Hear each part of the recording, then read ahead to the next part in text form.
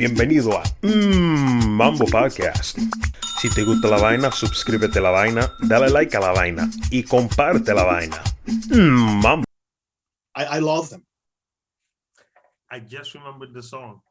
Oye que te cacho, Okay. viejo vagamundo. Oye que te cachondea. Oh, I love that. I love that. I love that. I love that song. I love most of his songs. He also had another Afro sound, Mar de Emociones, which was another big hit, which was completely different. It was like a cumbia, almost merengue, but not because they use synthesizer. They did not rely on the guira or the tambora. It was kind of like almost like a, because you know that there's different merengues.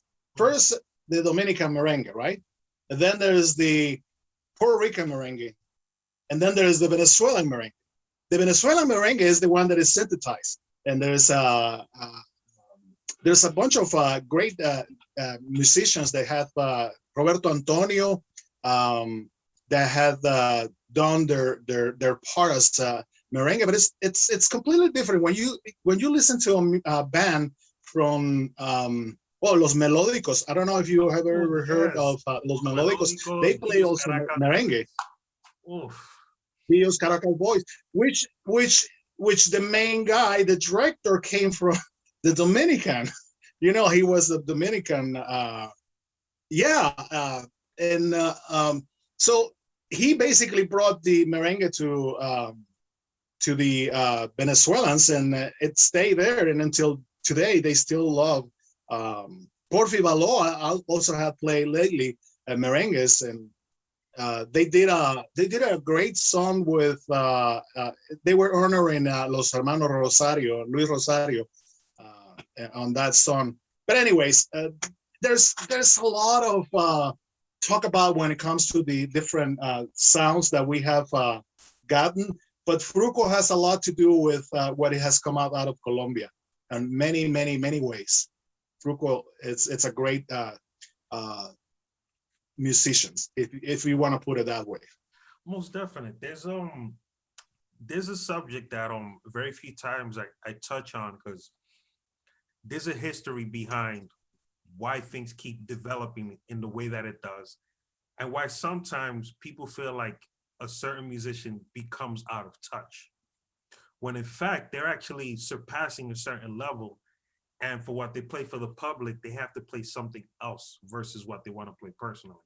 Pues esos atrevimientos de tratar de mendar esos dos mundos, de lo que toca fuera al público y lo que prefiere el público, a veces funcionas.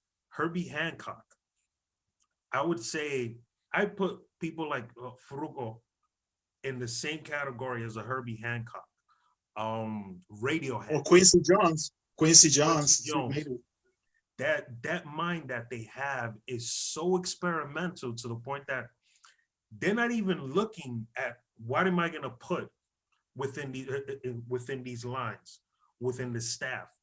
They're thinking of what's going to happen 100 years from now. Can I tap into that? Like, personally, they'll play stuff that's just like so off the wall and weird that you're like, this doesn't even sound danceable. But tapping into that allows them to, when they become grounded and make something for the popular crowd, they're always going to feel like, wow, these guys are like 20 years ahead.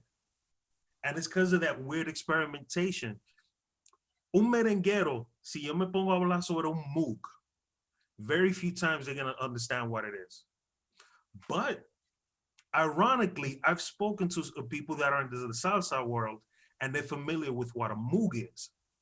And analog synthesizers, where you have all the and all that stuff going on. As weird as it sounds, but it's kind of cool. Well, you gotta be careful when you use it, because you don't want to overdo it, right? You just kind of like just have a little touch of it, because you don't want to overdo it. Amen. And that just experimenting allows us to mend.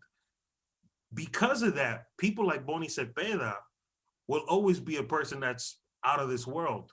Oro Negro, Oro Ringo. Negro. These guys, Ringo Martinez. Ringo Martinez, it's amazing. Who was, oh my God, I forgot his name. The one that it started with Toño Rosario when he went solo. Israel Casado. Israel Casada, yeah. Oof. Man. So there's one that I love from him with that he did with Benny Sabel. In the 90s, eso era como un himno de todos los pianistas. You can't play merengue if you can't play that. Dicen. A ver. Can you hear that there? Yeah, yes. Go ahead.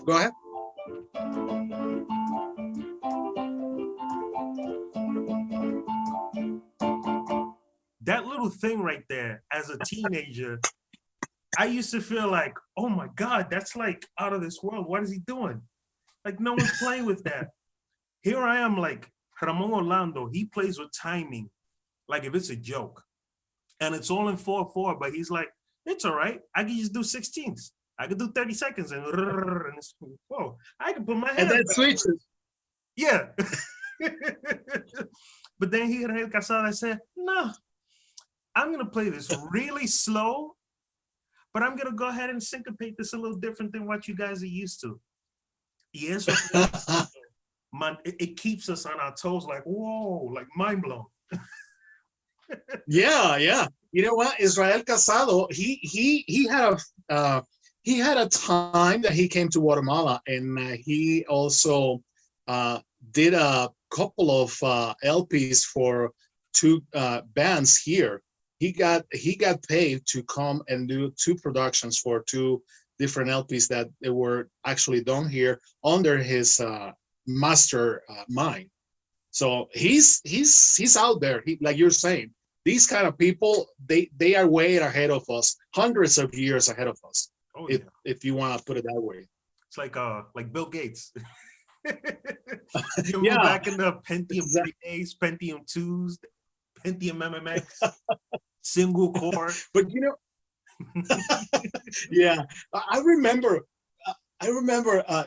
cuando yo empecé a aprender de computadoras, estaba COBOL, Pascal, BASIC, all those languages, and I was like, okay, Fortran. There's a lot of languages that I was taught back in the day, and now I'm going just back to see what they do now. They write a protocol, they write Java. There's so much way back in the day, but we still are using those as the base. Any other application like Snap or any other application that you can, those programs, they still out there. So these people that wrote those programs, they weigh, we're talking about almost 40 years after, and they still using those programs, BASIC also. So they were ahead of everybody, if you want to put it that way. Pero el merengue y la música ha evolucionado. Estamos hablando de que, pues obviamente, partiendo de cuando nada más se utilizaban algunos instrumentos, hasta ahora que, por cierto, a mi parecer, el merengue que últimamente se ha puesto ya tiene pues ese sabor, ese ritmo del cual nosotros estamos acostumbrados. Yo sé, hay mucha gente que puede decir de que pues hay necesidad de seguir evolucionando, porque todo el mundo se queda estancado con un merengue de los 80s, un merengue de los 90s, pero la gente dice, bueno, pues hay que descubrir nuevos artistas, hay que tener mente abierta para pues adaptarse a los nuevos géneros. Y pues el merengue, que ha sido como quien dice urbano, pues está bien, pero no es de mis preferidos, ¿no? La verdad, mérito no le doy, porque pues es sencillo y todo es pla, pla, pla, pla, pla, pla, pla, pla, pla, pla.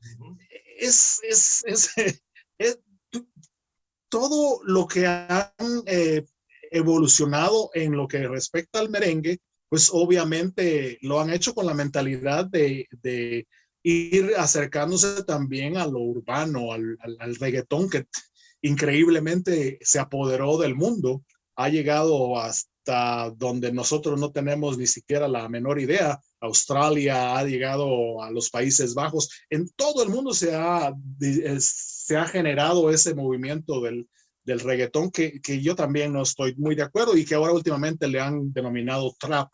Entonces, yo sé, puede mucha gente criticarnos en que decir que nos quedamos estancados en los 80s, pero era cuando la música, o los 70s incluso, pero era cuando la música se hacía con gran sabor.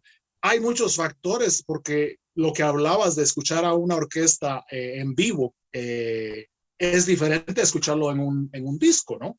Porque tú vas y vas a tener una experiencia única, pero estamos hablando de tener más de una docena de artistas, y si esos artistas los vas a llevar a Perú, y si esos artistas los vas a llevar a Venezuela, estamos hablando de una gran cantidad de dinero que tienes que invertir en pasajes, en la estadía, en los hoteles, en el traslado, en el pago de los artistas. Se vuelve un tanto prohibitivo para un empresario poder traer a un artista. Y lo que ahora han hecho muchos artistas, especialmente Toño Rosario, Josie Esteban, el merengue, perdón, el evento lo realizan solo el cantante con los artistas nacionales a donde ellos vayan, porque se ha vuelto prohibitivo. De igual manera, escuchar una orquesta salsa de los años 70, de los años 80 en vivo, era una experiencia única e increíble, ¿no? Porque tú puedes dar fe de eso. Claro. Pero ahora ha cambiado, porque ya solo llega el cantante, ya solo llega Gilbertito y se presenta con los artistas locales para no pagar esas grandes cantidades, porque es prohibitivo. Yo sé que antes los artistas en un estudio tenían a otros músicos también que eran diferentes a los que iban a estar viajando, sí, pero era casi similar, lo hacían con tanto esmero y profesionalismo que sonaban tal cual en el disco, ¿no? Sí. Bueno, mencionaste... Para mí eso es... Disculpa, mencionaste José Virgilio Peñasuazos anterior, y he tenido la oportunidad de verlo en vivo en una discoteca que se llamaba El Empira, que es el dueño hondureño de Brooklyn.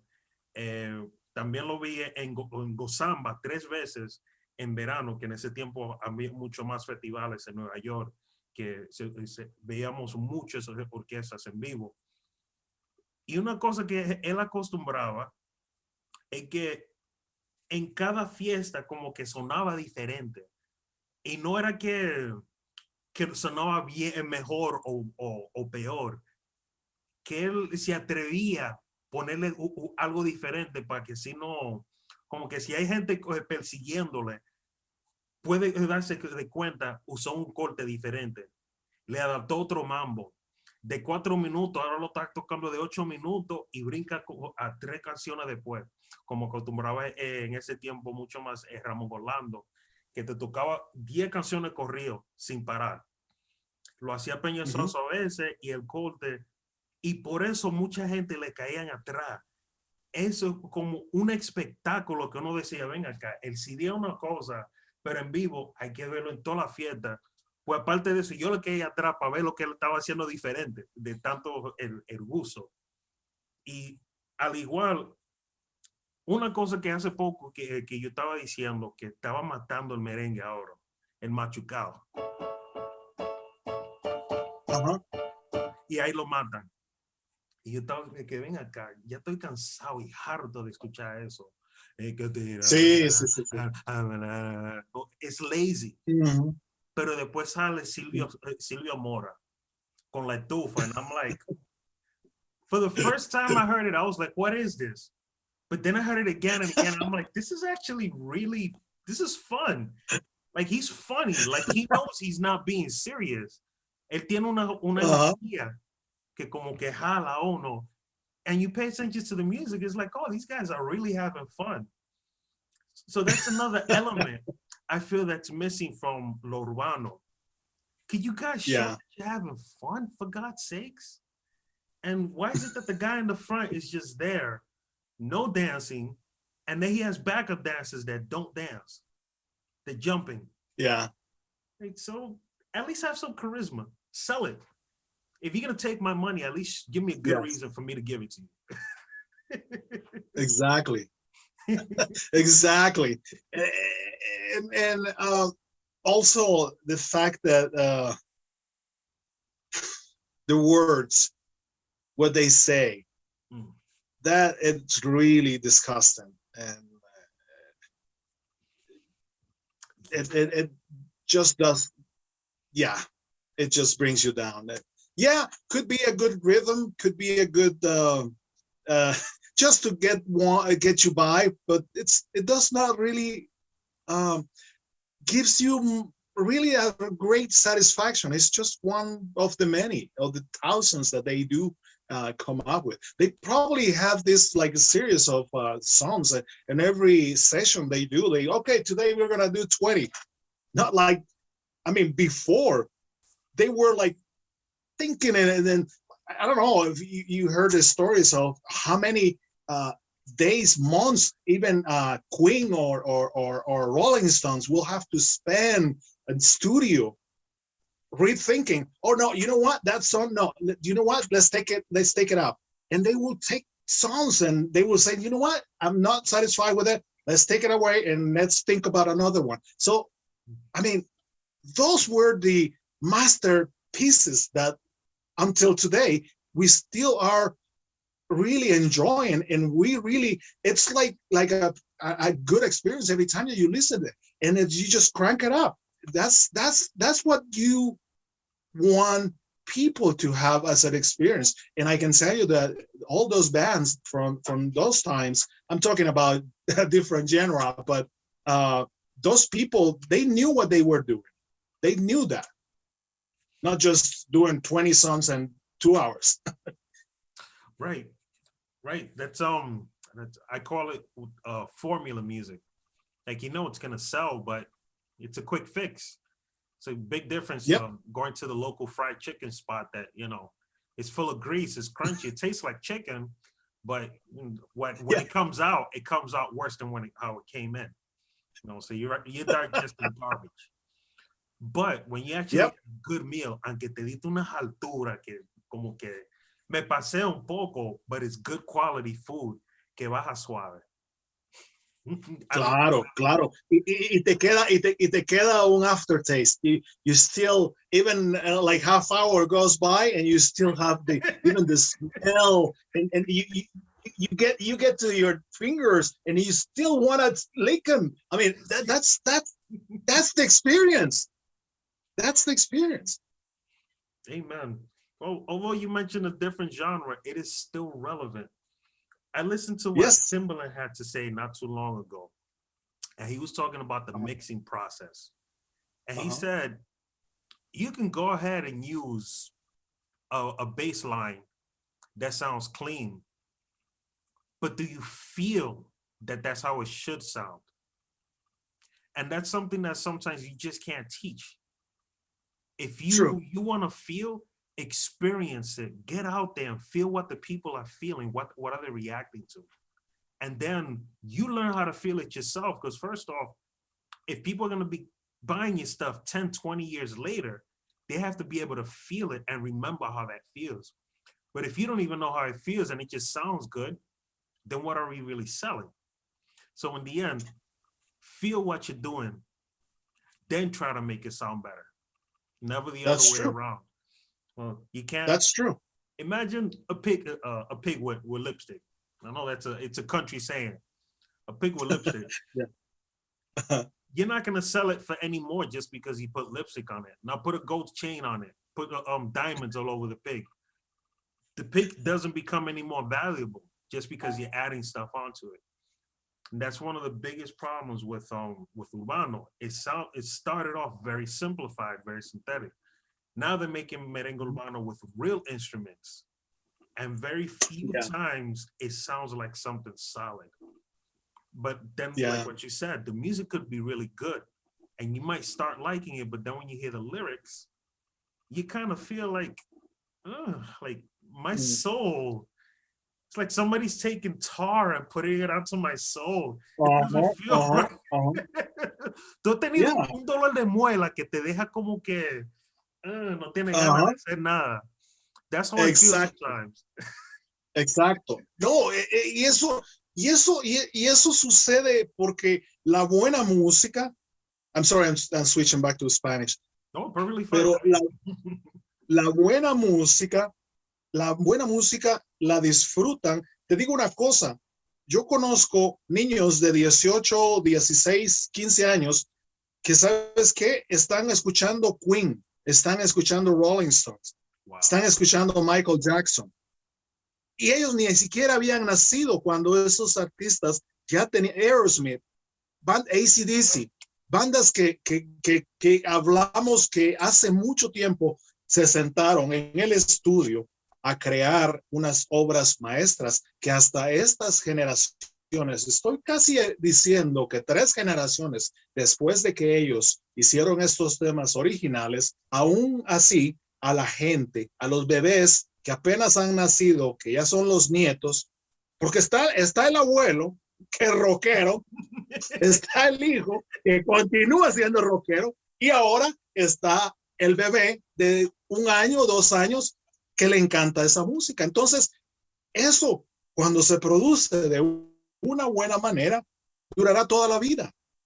La gente, no importa la generación, seguirá gustando de esa música.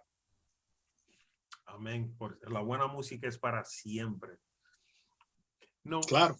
There's something that I noticed. Las 2 hembras de mi hermana, ella tiene son 2 hijas hembras. Bueno, modo, hijas, son hembras. Ella tiene son 2 hembras y un varón. Y me he dado cuenta que el varón, la bachata que a él le gusta, no le gusta lo moderno. Le gusta esa bachata como que ni la maestría le hicieron, como que él bajita, el volumen estaba muy alto, muy bajito, pero es el esfuerzo, las ganas que como que suena que ellos quieren triunfar. That hunger. He loves that raw feel. Oh, yeah. Me encanta.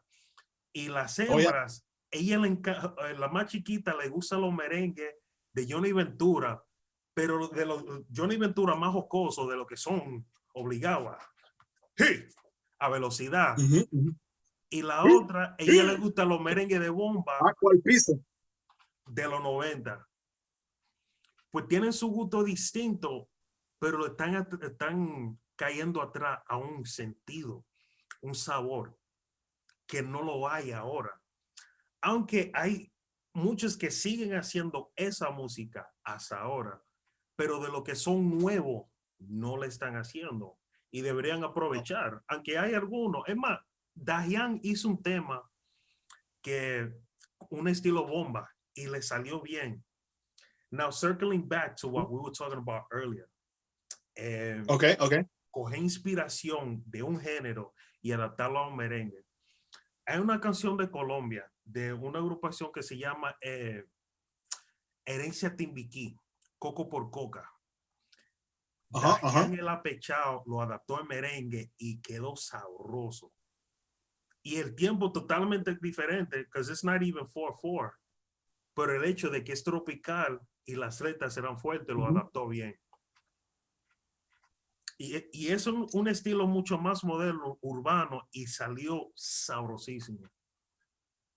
Pero es porque le han dedicado mucho más a la producción, se han esforzado aún más, los sonidos se han perfeccionado, se han dedicado a ofrecer un producto, como lo decías también, de que no era solamente cualquier pieza de pollo de la esquina, sino que hay una receta de la cual ellos se han apoyado y en la cual se nota la diferencia. Es lo mismo en la música. La gente se da cuenta, la gente no es tonta. La gente sabe cuál es lo bueno y cuál es la basura.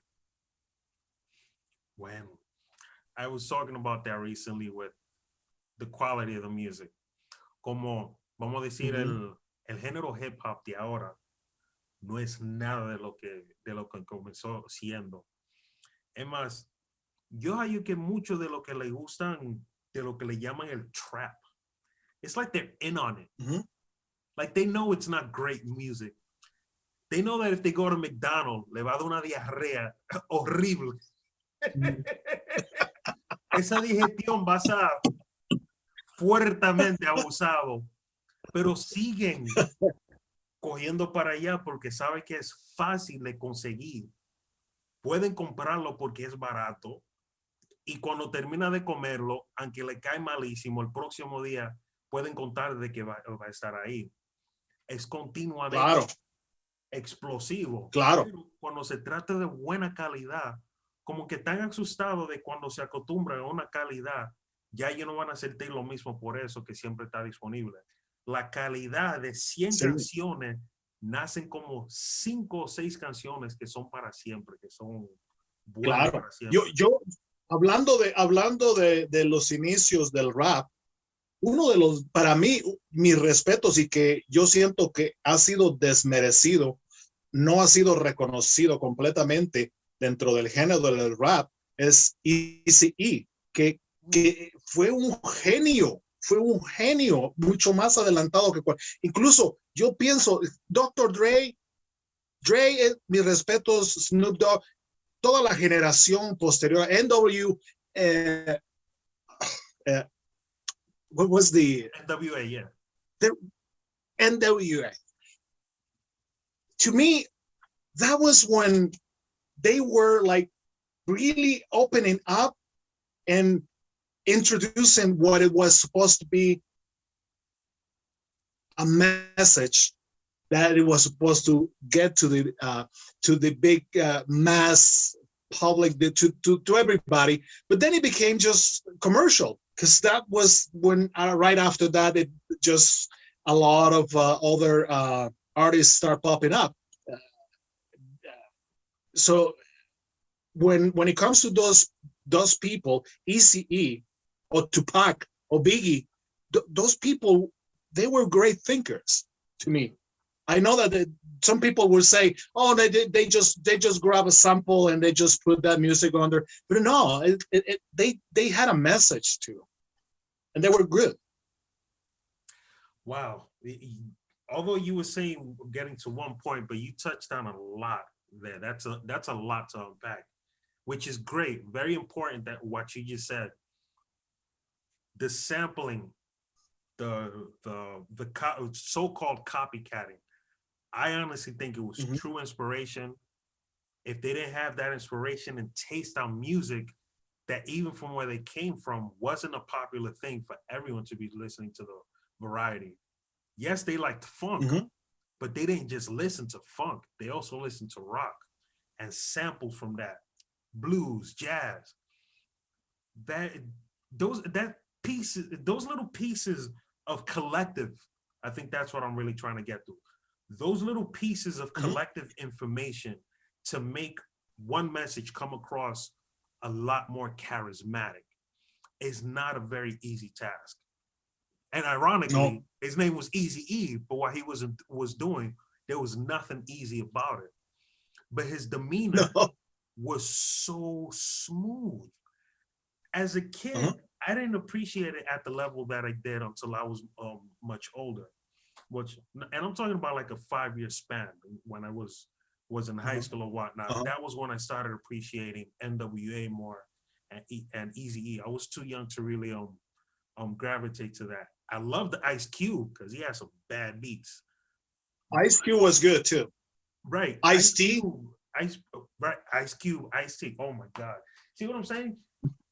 I could talk to you about anything and you're right there. Now, those 3 guys, we'll continue with that. Those 3 guys, Eazy-E, Ice-T, and Ice Cube, had such a chill demeanor. But these guys had so much knowledge coming from a place where all odds were really against them, where real violence was happening around them. They had the choice They were of leaving going it. this way or that way. And they did everything possible to be legit. Nothing illegal, getting the message out there. There is a level of musicality there that you can put them in the same room with the Quincy Jones, and these guys can conversate and create something beautiful. And it doesn't even have to be recorded. It can just be I something know. that stays amongst them, and whoever gets to observe that, you're observing diamonds coming out of their mouths. Circling back what I was mentioning with the hip hop from now. Los de ahora no pueden entrar en esa conversación porque no estaban observando la calidad que estaba muchos antes de que ellos nacieron. Ese es el secreto de mantener una evolución y también adaptar una herencia para la próxima generación. Es seguir escuchando de lo que estaba en el pasado. Había una razón que ellos pudieron tener éxito donde no lo existía. Imagine trying to make a merengue with Gregorian chants.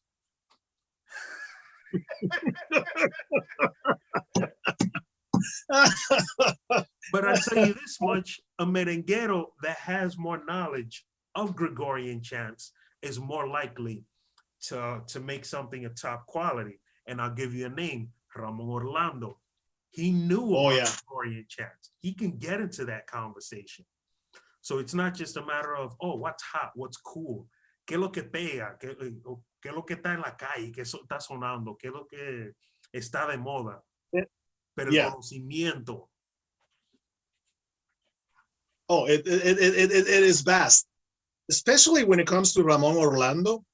I mean, he's another great talent. And what you were saying, he can go to gospel and brings you there, and you'll be, next thing you know, you're chanting and you don't even know it because he has that magic touch. I mean, the first time I heard No hay nadie más para sustituirte, I thought it was, well, this guy is in love. This guy loves this woman, but it's not about a woman. It's about God.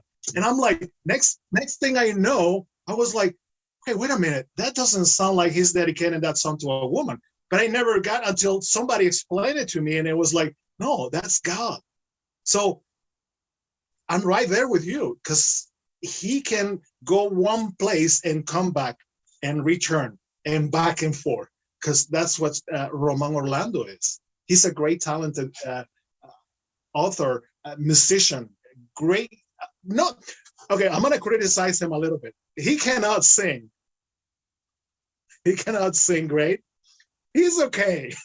He could be like me. I don't sing at all. I love dancing, but when it comes to singing, I don't know. But people like his singing. It is good. So I would say Ramon Orlando can cover all positions.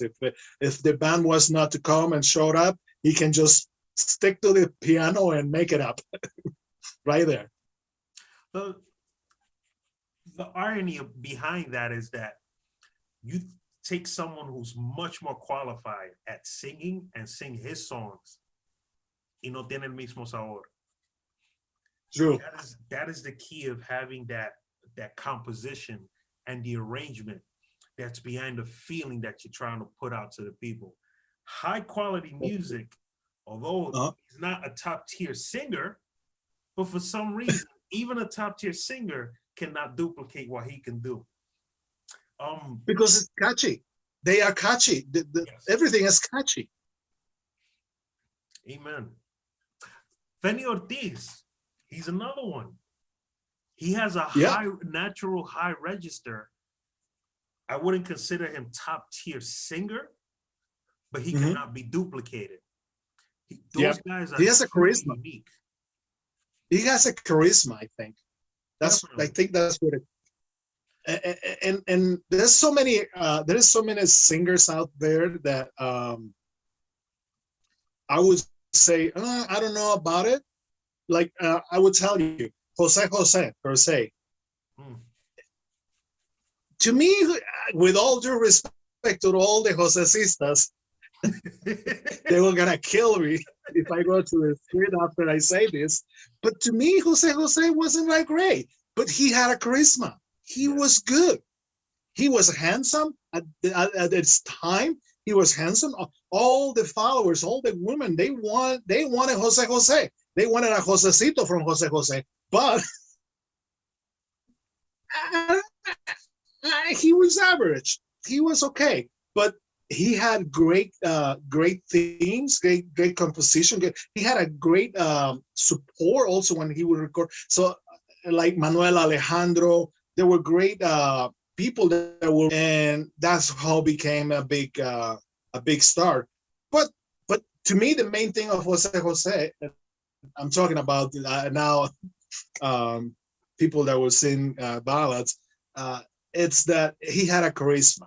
He was good at it. He was great about it. So talking about the fact that some singers, they're not great, but they still have it. People love them, even though they don't have the actual talent when it comes to, if you want to compare them to others, right? Well,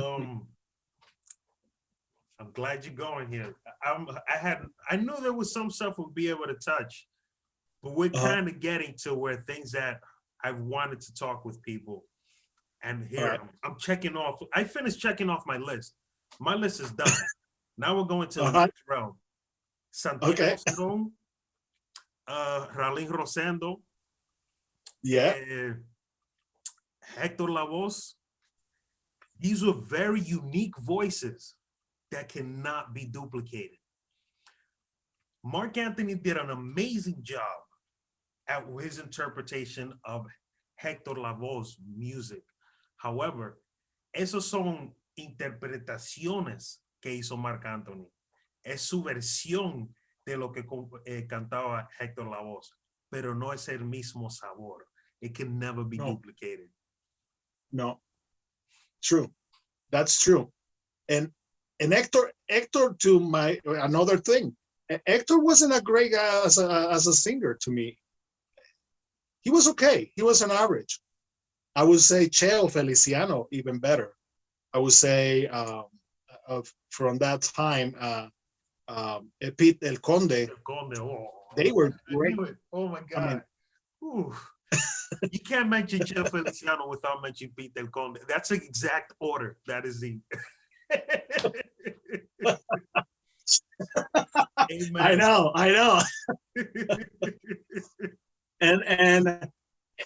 But so if you compare to those artists, even though people love Héctor, but he was not there. He was an average singer. And there is one time I read a story where Héctor was singing and he was off of the stage, and then it came Pete.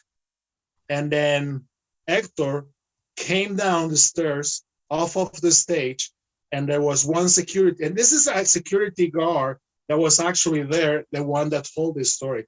He says Héctor Lavoe stopped and started watching the show of Pete. And he, after like the second or third song, I mean, Héctor Lavoe watching Pete, and then he says, "Ese negro sí sabe cantar." I mean, he said that. Ese negro sí sabe cantar. What was he referring to? He was referring to himself as well, to me. Amen. And that to me tells a lot about Pete El Conde, a great singer.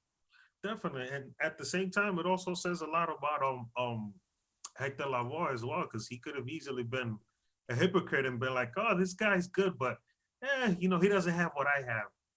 But he still looked at the outside and appreciated it. I got a front row seat to see this guy that's better than me.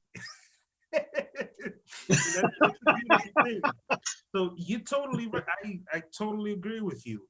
You have to appreciate the presence that you're in.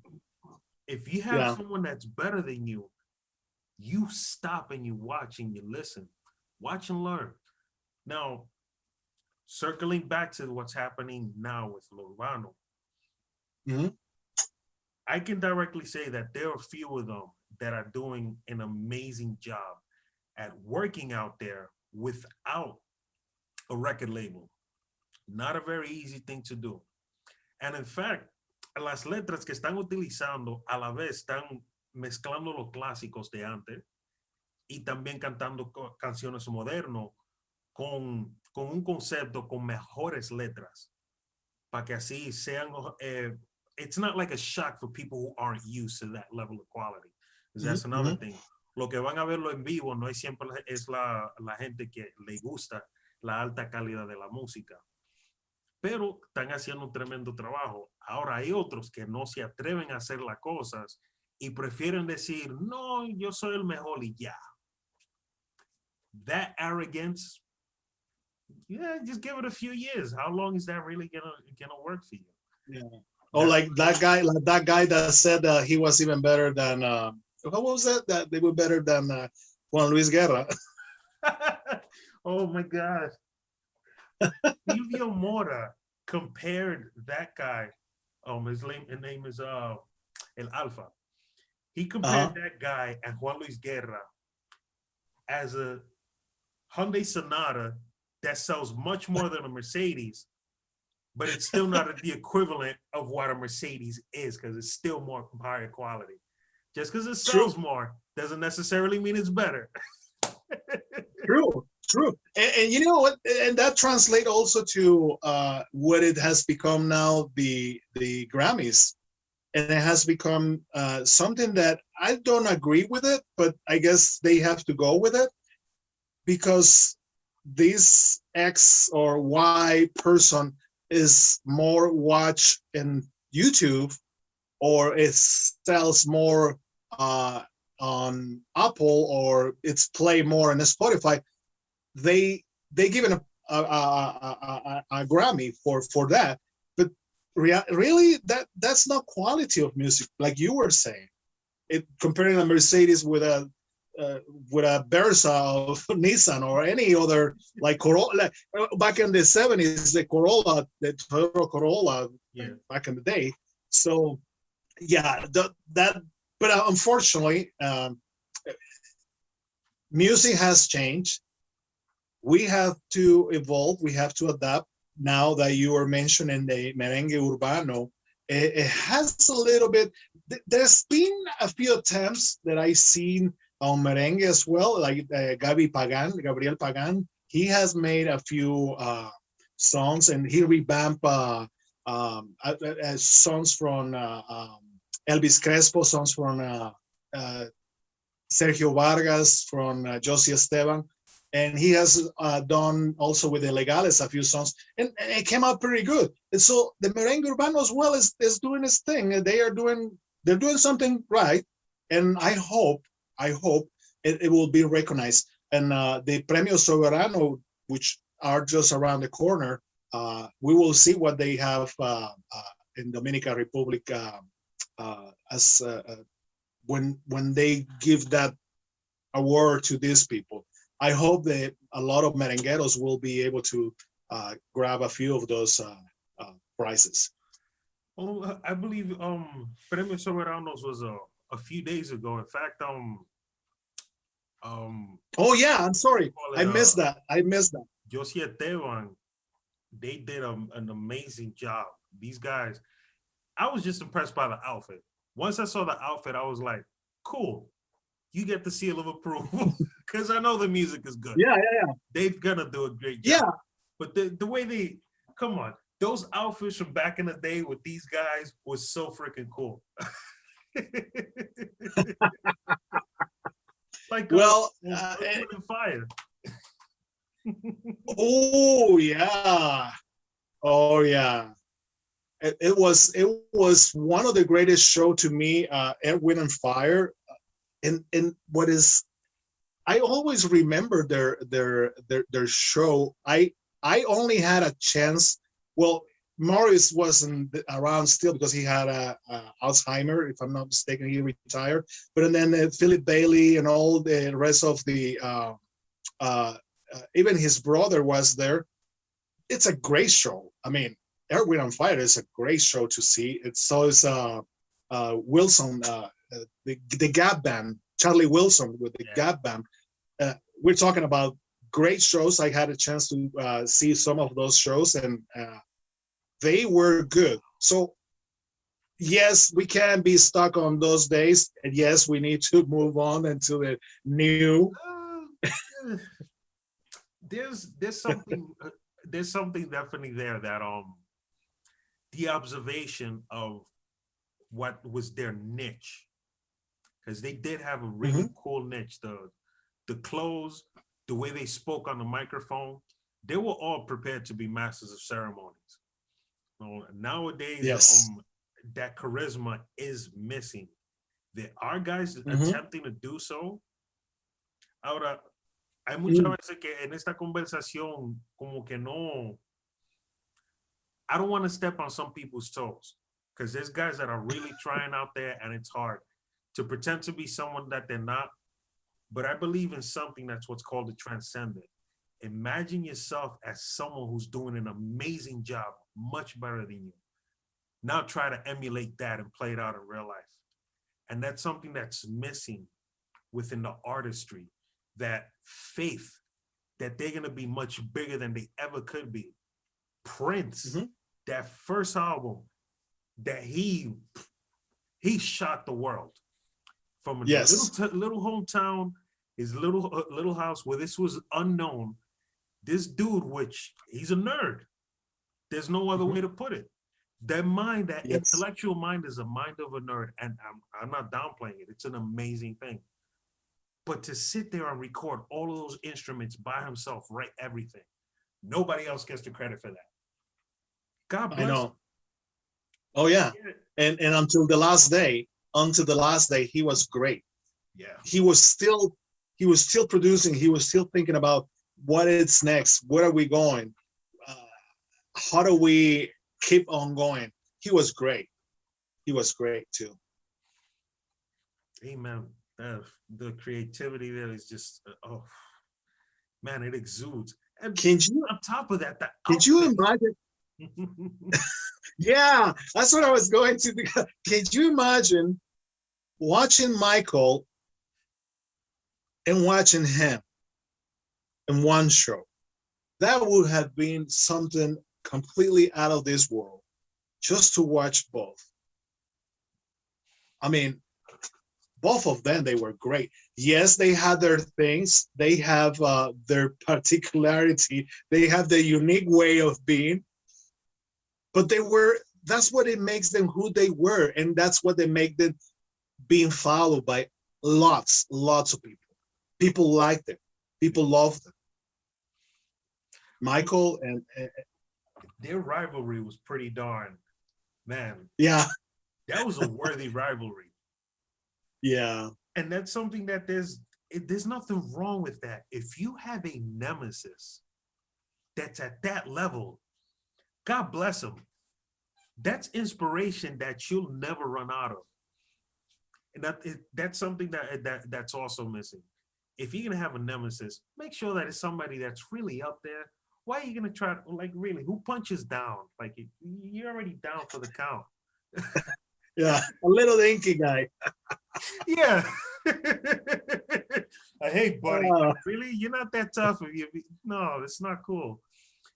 Pick on somebody your own size. You know, but having a nemesis at that level, it's an amazing thing. There's very few guys that had nemesis like that. I can't think of AC/DC ever having a nemesis like that, because they were on a league of their own. Rolling Stones were also on a league of their own. And as much as I'm not into Metallica, but I do respect their mastery. Esa mente que tenía Metallica para un sonido. Like, they would spend forever looking for a certain sound, and okay, that's the one. Y valió la pena, because those guys are multi-platform. Yeah, well, talking about rock and roll, what it was back in the day, on the 80s, if we're talking about rock and roll in the United States, especially in California, you have Poison, you have Motley Crue, you have um, oh my God, there were so many other great singers, great bands. And we're talking about Def Leppard from Level 42. Wow. Great bands that became very popular. And they did have rivalry in between them, like Poison, because obviously and Motley Crue, they have their thing. But at the same time, like you were saying, you got to put yourself up against somebody that is your level, though. Yeah. You don't want to be trying to compete with a little dinky guy from around the corner. Bueno, Luis, muchas gracias por venir a aceptar mi invitación con este conversatorio, porque sabía que tienes una mente inmenso. Podemos hablar de lo que sea. I'm not going to talk about audio equipment porque si no lo pasamos a las 4 de la mañana hablando de equipo también, porque también tienes mucho conocimiento, pues.